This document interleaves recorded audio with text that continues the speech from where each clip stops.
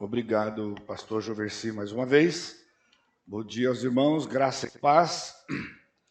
Nós temos estabelecido já, desde quarta-feira, a base, o alicerce da escatologia bíblica. E vocês têm percebido, eu tenho afirmado, mas estão percebendo pela exposição, de que não é a defesa de qualquer grupo que tenha uma posição específica sobre a escatologia. Então, essas posições que existem, né, ao longo dos tempos são posições levantadas por pessoas que estudaram a Bíblia, mas tinham um aspecto de estudar aquilo de maneira compartimentalizada, né? E vendo os textos, explicando os textos e querendo entender os textos.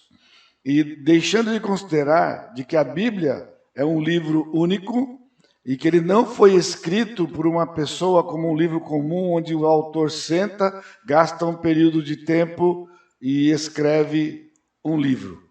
Nem sequer se isso levar alguns anos. Quando o Senhor me moveu para escrever o livro de escatologia, eu dando aula já por quase 30 anos no seminário, eu tinha uma apostila.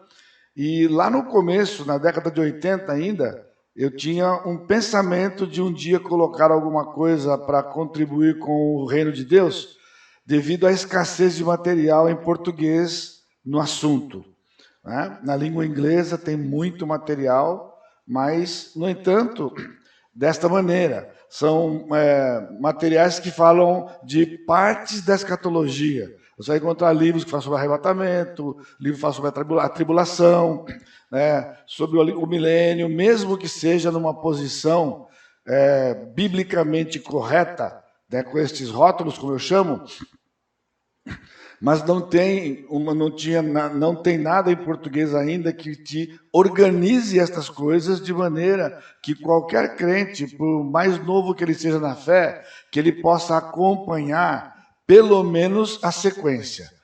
O assunto é profundo, então eu queria também na época escrever de maneira que fosse assim, desde um pastor, né, que tem todo um preparo teológico, até um crente mais novo convertido, ele fosse abençoado por isso que eu tenho chamado a espinha dorsal da teologia. Porque não tem uma escatologia saudável, você não vai ter uma teologia saudável, porque você vai ter as informações, mas não vai saber ligar as informações. Isso acontece, inclusive, com os próprios pastores, né? Porque, de forma geral, a grande maioria dos pastores, eles são estudiosos da palavra, né, porque o papel deles é pregar a palavra, então ele depende de alguém que é chamado no nosso meio um teólogo. O fato de que um homem, um rapaz, um jovem, seja, vá ao seminário e faça um curso de bacharel em teologia, né, ele não sai da escola um teólogo. Isso é diferente, porque se você faz bacharel em biologia, você sai um biólogo. Se você faz o bacharel em alguma coisa, você sai alguma coisa.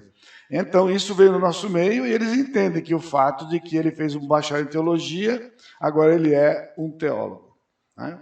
Contudo, na escritura, na nossa área, né, um teólogo, na verdade, é alguém que faz a teologia. O teólogo faz a teologia. E os candidatos, os alunos, os pastores, eles vão se valer agora destes homens que têm feito a teologia e eles vão ter que agora pegar essas informações e montar suas convicções. Então elas serão normalmente baseadas num teólogo, né? Quando ele cria alguma coisa, ele vai ter que chamar no cenário alguém de peso. Se não chamar alguém de peso, não vai dar certo. E eu tinha um problema sério, né, na escola, com o professor, na época, o professor de teologia, né?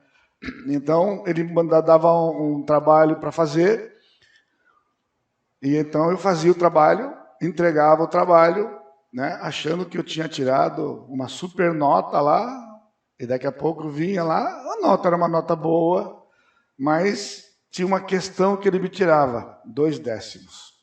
Na outra questão, ele me tirava 1 décimo, eu tirava 2 décimos, e normalmente em algum lugar que eu tinha feito uma declaração, ele passava um traço e ele colocava embaixo escrito assim, fonte.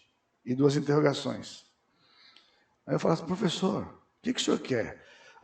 Você tem que ter alguém que dê suporte para o que você está dizendo aqui. Eu falei, como assim? Eu estava estudando a Bíblia, o senhor me deu o texto para estudar, eu fiz exegese e eu coloquei isso aí. Eu falei, não serve. Você tem que ter alguém que seja alguém que tenha dito o que você está dizendo para dar força ao que está dizendo. Eu falei, pastor, isso não vai dar certo.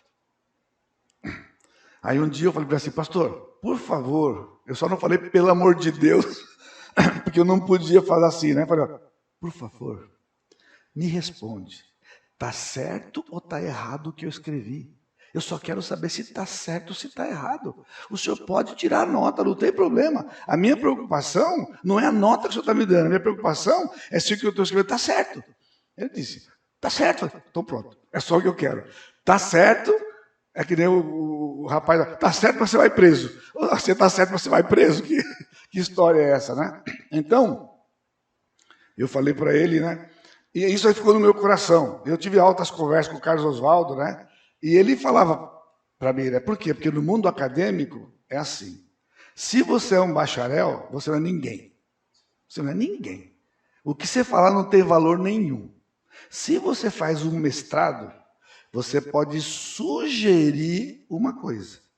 Então você é um mestre, você sugere, mas tem que ter um doutor que vai ter que canetar isso. Agora, quando você é doutor, então você vai defender uma tese e aquilo vai ter força, vai ter seu nome. Falei, pois é, então eu nunca vou ter o meu. Porque eu não vou entrar nesse caminho, porque para você fazer teologia, você tem que estudar os teólogos. O que é ruim e o que é bom. Ou seja, eu tenho que saber o que não presta. Vou gastar um dinheiro e um tempo da minha vida estudando o que não presta. Não é? Para quê? E um dos desafios que eu tive, você fez só Coríntios ou fez contemporânea também? Só Coríntios. Eu comecei na Palavra da Vida, dando 1 Coríntios no texto para o 5º ano e dando teologia contemporânea. E o que é teologia contemporânea? Estudar os teólogos, estudar os teólogos que falam tudo errado. E aí eu tive um problema sério, porque eu chegava na classe, normalmente assim, com essa veemência, né, provando as coisas, e o aluno começou a formar uma ideia sobre mim, de que eu conhecia todos aqueles teólogos, é só dizer o nome do camarada e eu dizia o que ele cria, quem ele era. Eu falei, pessoal, calma. Eu sei mais do que vocês para estar aqui, para dar aula para vocês. Mas eu não sei todas as coisas sobre essas pessoas, até porque eu tenho muita dificuldade de estudar o que não é para provar o que é. Numa dessas turmas, eu fiquei literalmente doente. Eu fiquei de cama. Porque era tanta heresia, que não entrava na minha cabeça. Se eu leio um texto bíblico, aquilo entra na minha cabeça, o Senhor age, o Espírito age, Ele abre o meu entendimento. Agora, ficar estudando o que não presta, o que é errado biblicamente, para ensinar aquilo para os alunos, qual era o valor daquilo? É para ele saber? Não, vai na internet. Na internet você encontra tudo isso aí. Pelo nome já sabe que ele é ruim? Então, você quer saber o que ele quer? Leia lá. Eu não preciso gastar um semestre inteiro para ficar dando para o aluno isso aqui. Então, era muito difícil para mim estas coisas, né? Então, o Senhor tem me separado, na verdade, para fazer a minha teologia. Que ela é igual a outros teólogos, obviamente, e diferente de outros. Mas eu não fui buscar neles, porque o Senhor colocou isso na minha juventude, ainda saindo da adolescência, né? De que esse livro tinha as respostas e eu só precisava estudar o livro. E numa simplicidade de um adolescente, era só ler a Bíblia, o Espírito ia dar entendimento, mas com a premissa básica de que a Escritura interpreta a Escritura. E assim, estudar de Gênesis a Apocalipse, Deus demorou 1.600 anos para escrever a Bíblia. Isso é sério e relevante. Por isso nós não podemos pegar a escatologia por assuntos. Tópicos da escatologia, que é o que a teoria sistemática faz, isso tem sido ruim para uma coisa tão importante aqui. Queria pegar um gancho do pastor Joversi, quando ele falou de Hebreus capítulo 4, versículo 12, né? A questão do nosso coração, né? Ou do seu coração, porque é muito fácil para a gente transferir culpa para as pessoas. Como ele disse, né? Eu estou assim porque a pessoa me fez tal coisa. Talvez você esteja aqui e você tenha uma raiz de amargura no seu coração, ou mesmo uma pequena mágoa, e você tem justificado que essa mágoa ela tem uma razão de ser, porque afinal de contas alguém fez alguma coisa. Você só não tem apoio na Escritura. E se pensar bem, uma vez que nós estamos indo na escatologia lá no começo, qual foi o primeiro sintoma do pecado do homem? Quando o Senhor falou para Adão, você comeu o fruto que eu disse para você não comer. Confrontou com o pecado, qual foi a reação dele? A mulher que o Senhor me deu. Ou seja, você percebeu? Ser antigo quanto o jardim, dizer que foi o outro. E as irmãs não precisam rir não, porque quando perguntou para ela, ela falou que foi a serpente. Ela falou, a serpente. E a serpente não tinha ninguém para acusar, né? Tem um irmão aqui que é militar, ele está aqui, né? Ele é do bombeiro, né? E a gente tinha um ditado no quartel, né? Que o sargento aponta para o cabo. E o cabo aponta para o soldado. E o soldado aponta para a vassoura. Ele pega a vassoura e vai varrer, porque ele não tem ninguém para culpar. Então o culpado é a vassoura. Ele pega a vassoura e vai fazer o trabalho dele. Enquanto tem alguém que você possa transferir, você transfere. E somos assim. Mas eu queria dar uma pepita para você, que também não está no seu preço. E o pessoal que não veio não era para estar aqui, você lembra? O senhor entendeu que eles não deveriam estar, portanto, o tiro é para você. Né? Um texto muito conhecido nosso e precioso está em Efésios capítulo 6. Você não precisa abrir ainda. A minha pergunta é, o que é que tem de precioso lá em Efésios capítulo 6? Alguém pode dizer rapidamente? O que nós temos lá em Efésios capítulo 6 que é muito precioso para nós? Oi? Depois que ele já falou sobre a questão familiar, né, que começa no capítulo 5 com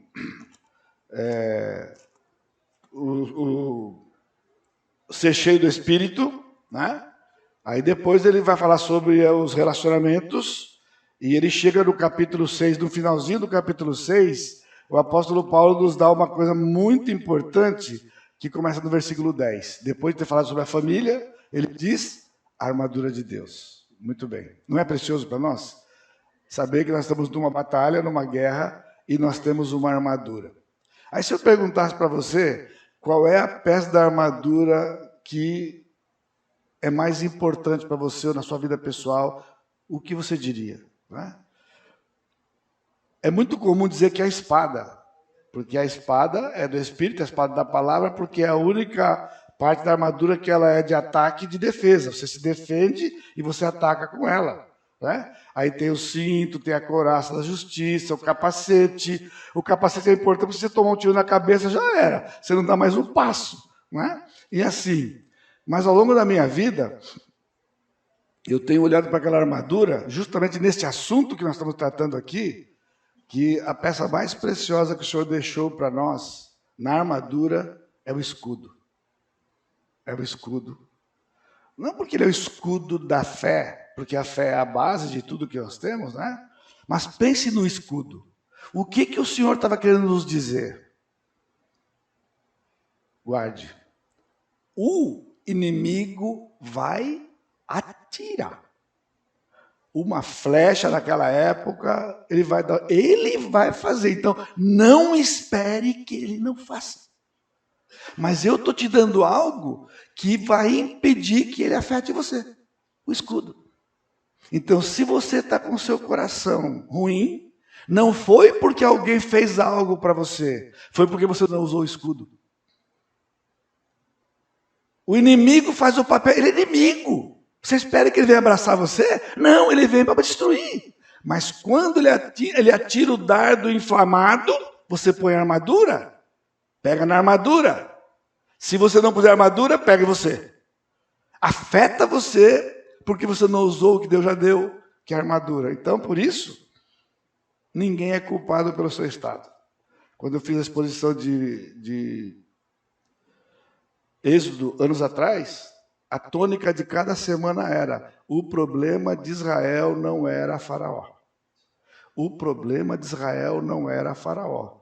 O problema de Israel era o próprio coração do povo de Israel, um coração rebelde, um coração longe de Deus. Porque Israel tinha que ficar no Egito 5 anos. Havia uma profecia dada para Abraão, que o povo ficaria 430 anos. E que Deus julgaria a nação. Está lá em Gênesis. Está lá em Gênesis. Mas quando Deus disse isso, não é porque teria que ser assim. Ia ser assim por alguma razão. Porque se você lembra da história, quando Jacó desceu, o que o José disse?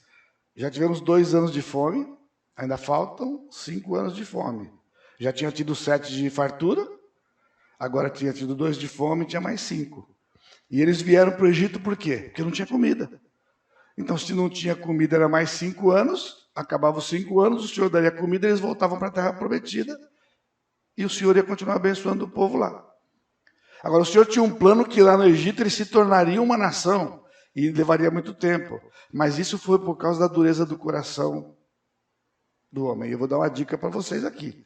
Eu não sei como é aqui em Roraima, até porque vocês estão mais perto dos Estados Unidos do que nós lá embaixo. Mas lá os desejos, o sonho de todo mundo é para aquela terra. Dos crentes, inclusive. Que ir para os Estados Unidos para poder fazer sua vida naquele lugar. Foi exatamente o que o povo de Israel fez. O povo de Israel estava nos Estados Unidos da época, na melhor terra do Egito, que era a terra de Gósen. Era para ficar 5 anos e voltar para trás. Mas era tão bom aquele lugar que eles ficaram 430 anos. E se tornaram escravos naquele lugar. Por isso Israel sofreu. Quando vieram as pragas, as 3 primeiras pragas atingiu Israel, inclusive. Por quê? Porque Israel, por ter ficado tanto tempo, adorava os deuses do Egito ao ponto de não saber quem Deus era. Quando Moisés diz, como é teu nome? Quem é o Senhor? A gente não sabe. Você acredita? O povo de Deus, 400 anos depois, não sabia quem era Deus. Então, para o Senhor libertar o seu povo, ele tinha que tirar os deuses do Egito do coração do seu povo. Por isso ele sofreu as 3 primeiras pragas. Da 4ª em diante, só acontecia no Egito, mas não acontecia em Gósen. E o Senhor foi trabalhando com o seu povo. Por isso, isso é coisa séria. Então, nós vamos começar o nosso tempo agora, rapidamente aqui. Nós temos esses 2 tempos hoje de manhã. Tendo feito a nossa base, então vocês perceberam? Se você não caminhar em Daniel, você não vai entender o Novo Testamento. Isso, e muito menos Apocalipse. Entendendo Daniel, porque se você pode lembrar um pouquinho do que nós tivemos, nós já vimos que haveria governos mundiais, já se passaram aqueles 4 da estátua, mas tinha um pedaço do pé. Entre a perna e o pé, haveria um espaço de tempo. Mostramos ontem lá naquele gráfico. Em todas as profecias, entre aquele período que acabava o povo romano, para o fim de tudo, tinha um espaço que somos nós. Portanto, a nossa era estava lá, sem nome. E nós vimos ontem no capítulo 9 que a tribulação estava lá. Toda aquela matemática complicada, aqueles números complicados de 7 mais 62 e mais 1, acreditem vocês, era só por causa do mais 1. Porque 7,62, nós não temos a certeza porque ele dividiu. Há uma pista. 7 vezes 7, 49. Então, 49 anos seria o tempo que ele restauraria o templo. E continuaria até o tempo de Jesus. Por isso, 7 mais 62, sem intervalo. Mas depois de 62, haveria um intervalo que ele abre logo com 37 anos e deixa aberto, porque no versículo 27 ele diz, ele fará firme aliança com muitos por 1 semana. Aqui é a grande dica do Velho Testamento, é o segredo da escatologia. Porque a tribulação só começa quando o anticristo fizer um pacto com Israel e as nações.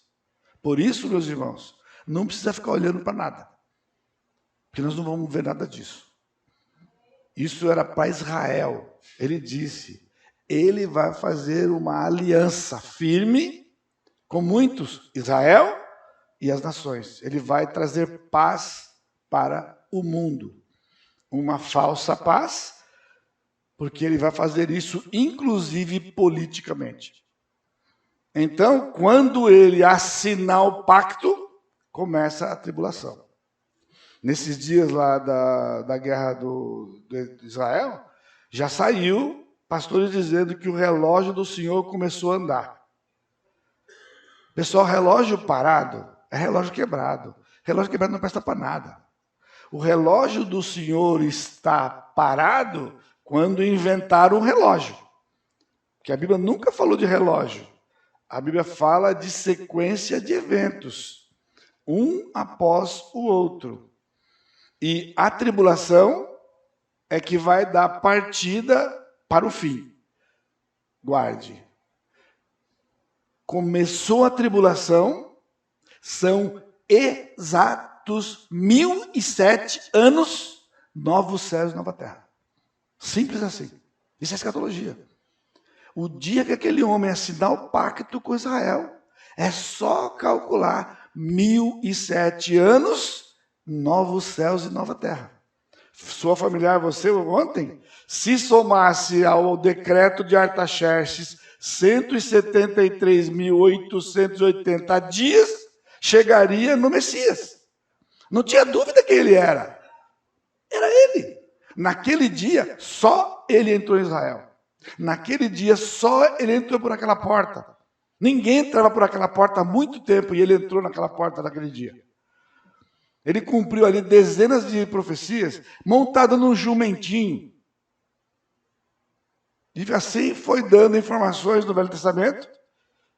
Por isso, o pior incrédulo é o crente. Porque ele tem a palavra, mas ele não obedece. O pastor falou, ele não lê. Não é? A estatística é terrível. Eles falam da palavra e da oração, são duas ilustrações semelhantes, de que fizeram uma pesquisa entre os crentes, eles leem 5 minutos por dia, em média. 5 minutos por dia. Então tem gente que lê um capítulo, tem gente que não lê nada. Então a média dá 5 minutos. Mas fizeram a pesquisa entre os pastores, 7 minutos. Os pastores leem 7 minutos da Bíblia por dia.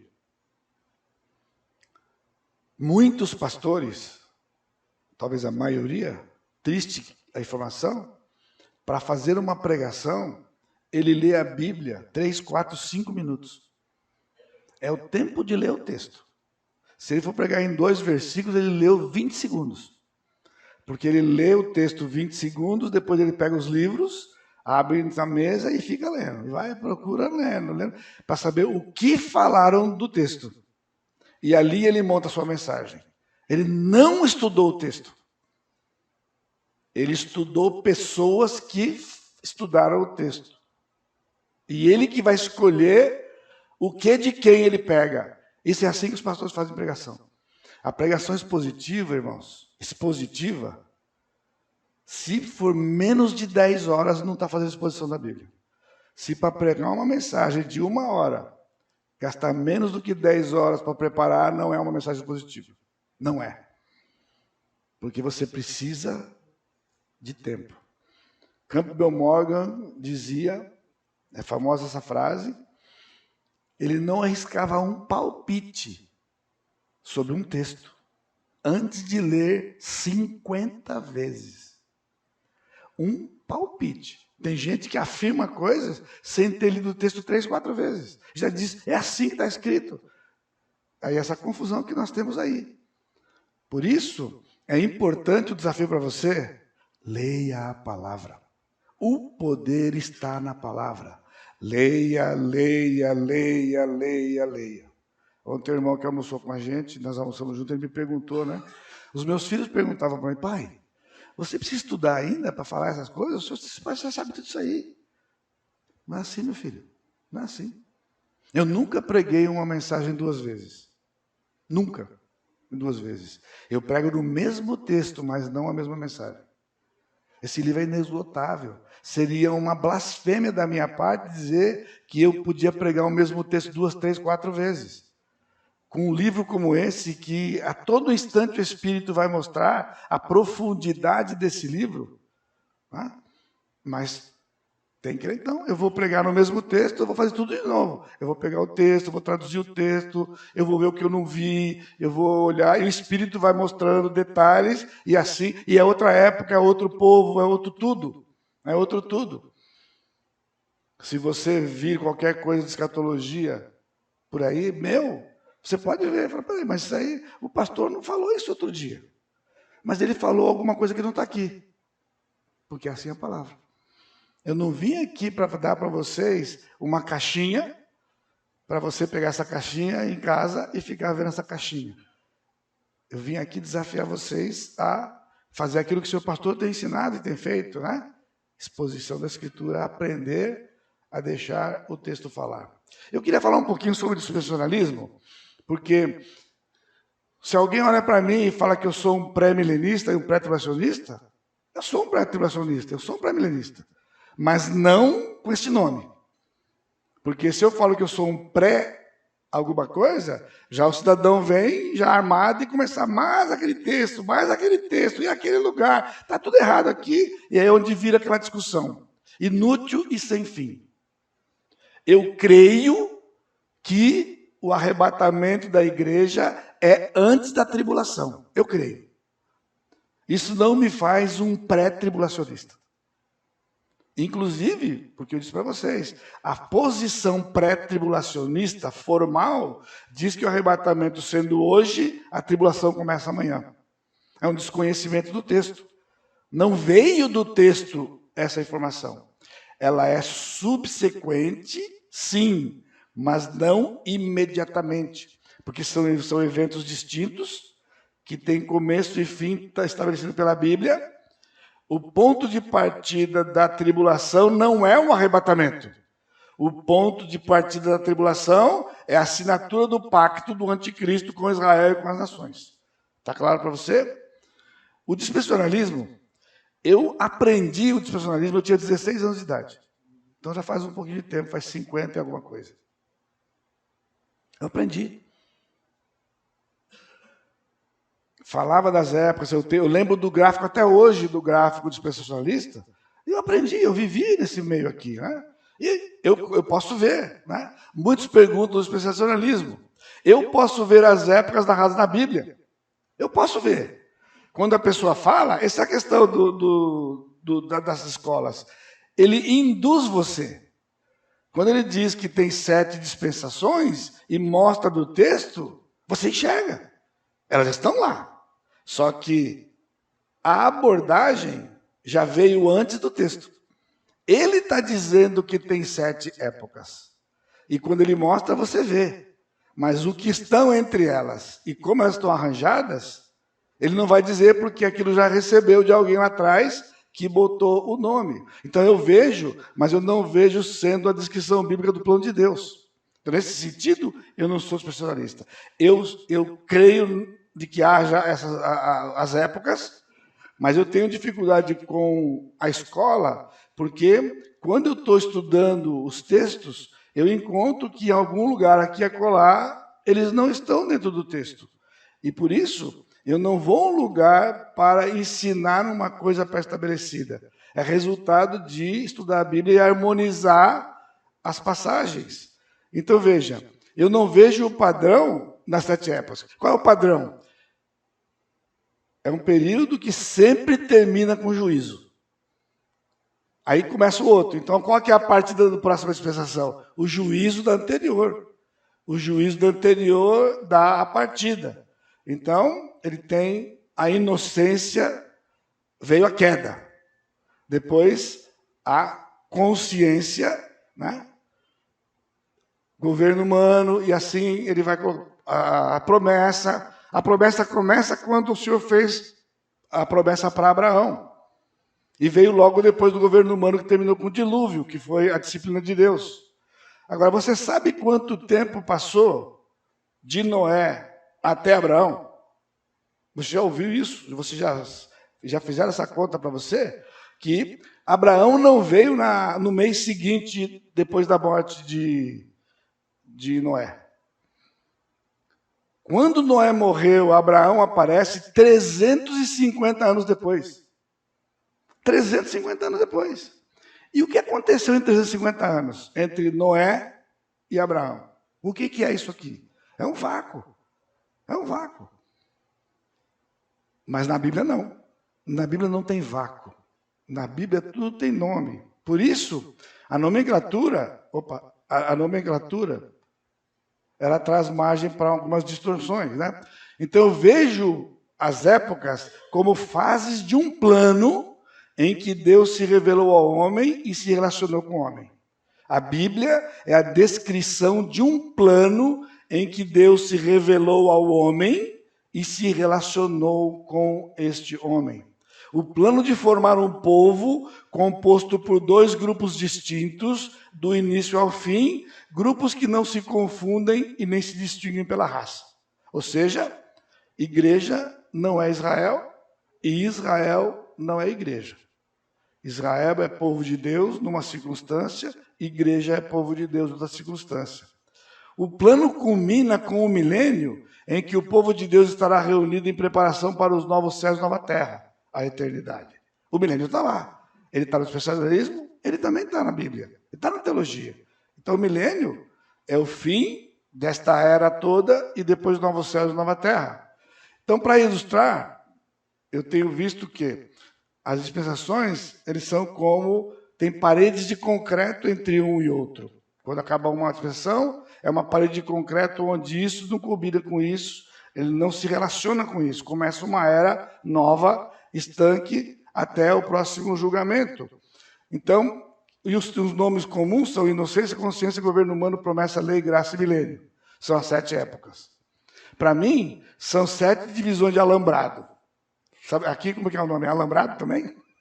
Alambrado, é? O que é alambrado? Alambrado é aquela malha de...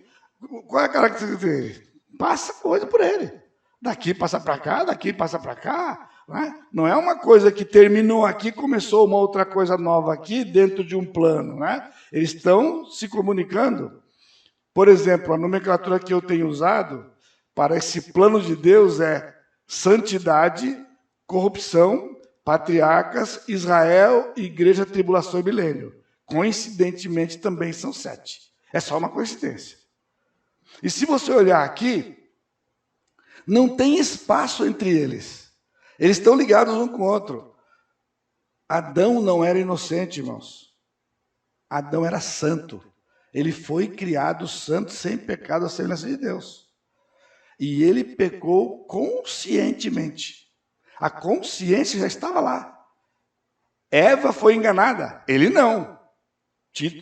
Timóteo fala isso, Paulo fala. Ela foi totalmente enganada e ele nem um pouco enganado. Ele comeu conscientemente do que ele estava fazendo. Ele pecou deliberadamente. Por isso a consciência, que seria a segunda, já estava lá. Agora, o que aconteceu quando ele pecou? Corrupção. O homem passou a ser corrupto. E essa corrupção vai se estender até o fim. Mas o Senhor, no plano, tinha o quê? Os patriarcas. Você percebeu que é igual? Só muda o nome. Abraão começa a era dos patriarcas.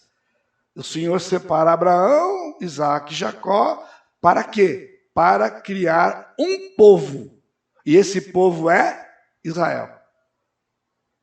E depois Israel pega, não faz o seu papel, o Senhor põe Israel de lado até o fim, ou seja, Israel está lá ainda, as promessas estão lá no fim, vão se cumprir no milênio da tribulação, e ele começa agora a trabalhar com a igreja, que ele abre em Atos 2 e termina no arrebatamento. E quando ele fechar o período da igreja, ele volta a trabalhar com Israel na tribulação. Porque a tribulação é um período de 7 anos exclusivo para Israel. E a igreja não está aqui. A igreja está em outro lugar. No mesmo período, em outro lugar. E então, milênio. Israel e igreja juntos com Jesus por 1000 anos. Ao final tem o julgamento do trono branco. e depois novos céus, nova terra. Então eu vejo um plano, né? Então, para mim, então, não sou necessariamente pessoa nos aspectos de um plano com suas fases importantes. O que eu quero dizer para você é que eu não estou dizendo que o dispensacionalismo está errado. Né? Ele é uma forma de ver, dá para ver, mas ele limita e induz, e ele traz algumas dificuldades na própria escatologia. No meu entendimento, por isso eu prefiro colocar as épocas de uma forma um tanto diferente aqui. E esse aqui é um quadro para você, está aí? Olha lá. Este quadro é um quadro parecido com o quadro das dispensações. Ou seja, ninguém está inventando nada, né? Ninguém está inventando nada. Né? Ou seja, se você não puser aquelas épocas, você está fora da Bíblia, porque elas estão lá. Então, como nós temos lá, no número 1, tem uma bandeira de Israel. Porque quando Daniel recebe a informação, o ponto de partida dele é Israel e a Babilônia. Aí nós temos o número 2, que é quando Cristo é crucificado, e o Espírito Santo inaugura a igreja, que é o número 4. Tem o símbolo de uma igreja lá, né? E aí tem o que? O 5. Tem uma seta para cima. O que é o 5? O arrebatamento. O arrebatamento. E o 6 está lá perto do número 4, lá, ó. Lá em cima, perto do número 24, lá. Tem o 6, que é o julgamento dos crentes. O número 7 ali é a boda do Cordeiro. A igreja vai casar com Jesus. E o número 8 é quando a segunda vinda dele acontece na terra. Ele vem para a terra com a igreja.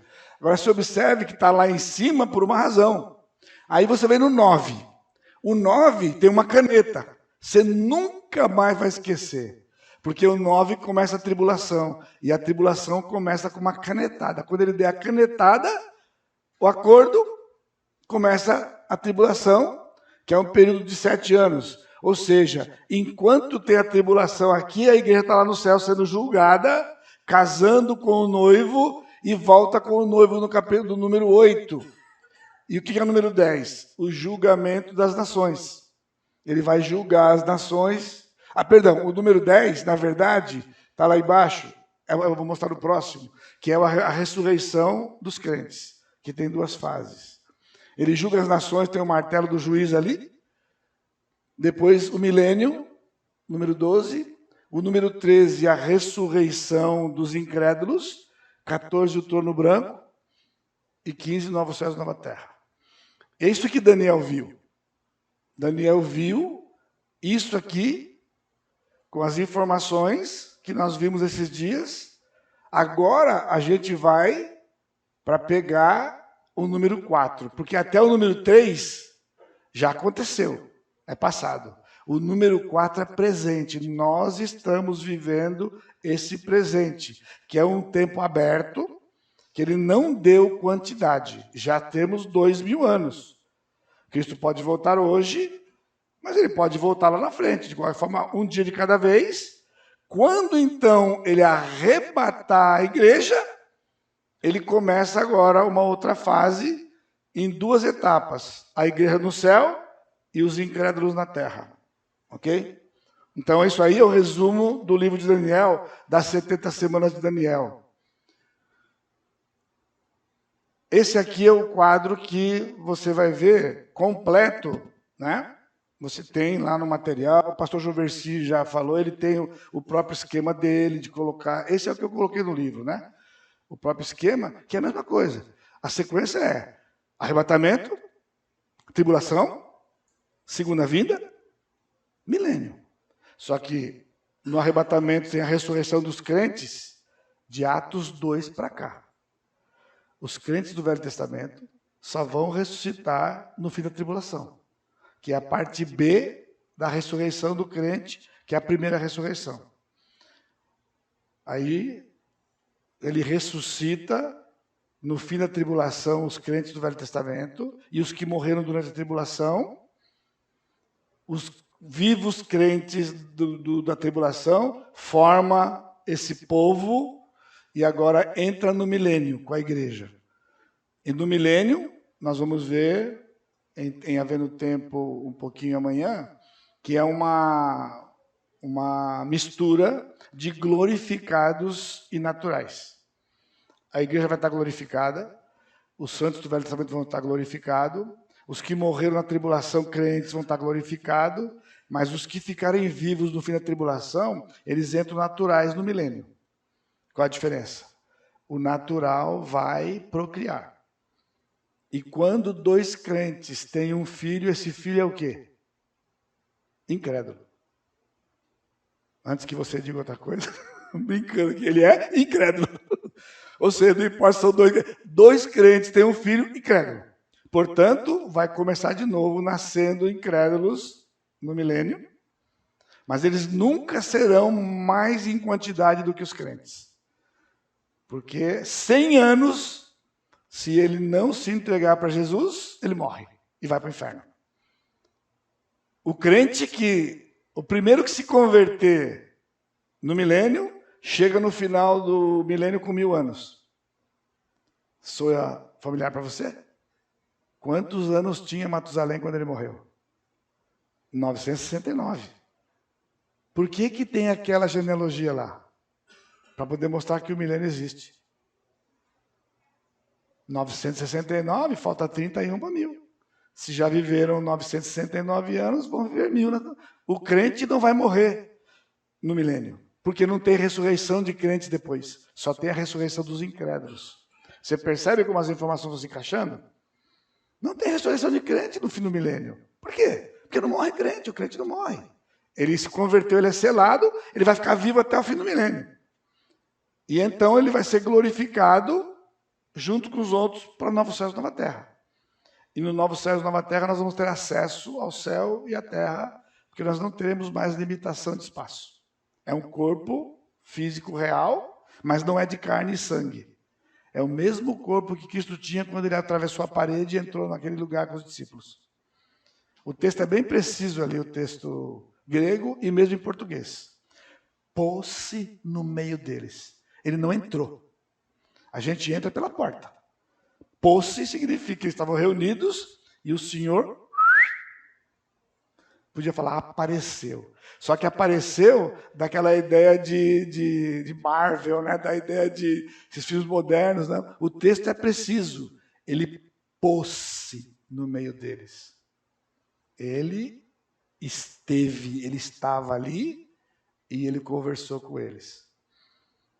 Uma outra pepitinha rápida para você aqui.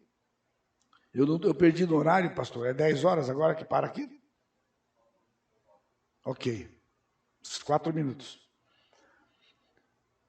Irmão, não falta no culto.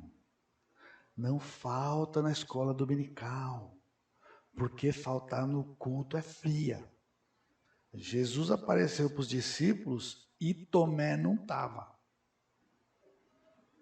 E não deu boa coisa quando ele não estava. Porque os discípulos falaram, Jesus veio aqui. Ah, vocês estão com piada, vocês estão com mentira.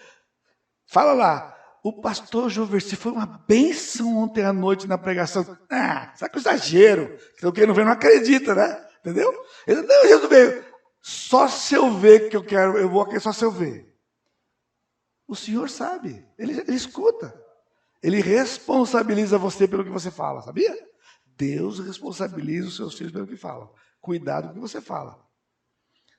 7 dias depois, lá estavam os discípulos e o Senhor se colocou de novo lá e Tomé estava lá.